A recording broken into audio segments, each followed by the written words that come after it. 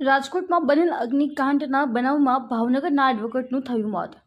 અમદેવસિંહ ગોહિલ વ્યવસાય વકીલ હતા અને તેમના પરિવાર સાથે રાજકોટ ફરવા ગયા હતા, જ્યાં બન્યો બનાવ।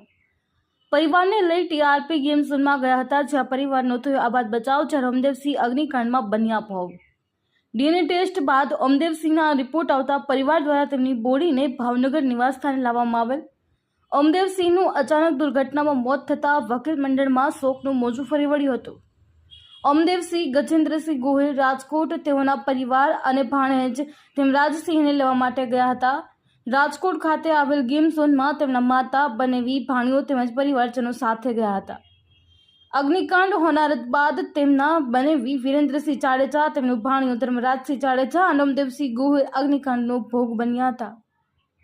ઘટનામાં અમદેવસિંહ ગોહિલ અને તેમના બનેવી વિરેન્દ્રસિંહ તેઓ બંને ટીઆરપી ઝોનના પાર્કિંગમાં ઊભા હતા અને આગ લાગતા બાળકોને બચાવવા ઉપર ગયા હતા, ત્યારે બન્યો બનાવ।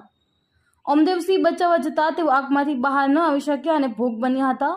અમદેવસિંહ ગોહિલને માત્ર 8 વર્ષનો દીકરો છે, જ્યારે બાળકોને બચાવવા પોતાનો જીવ ગુમાવ્યો।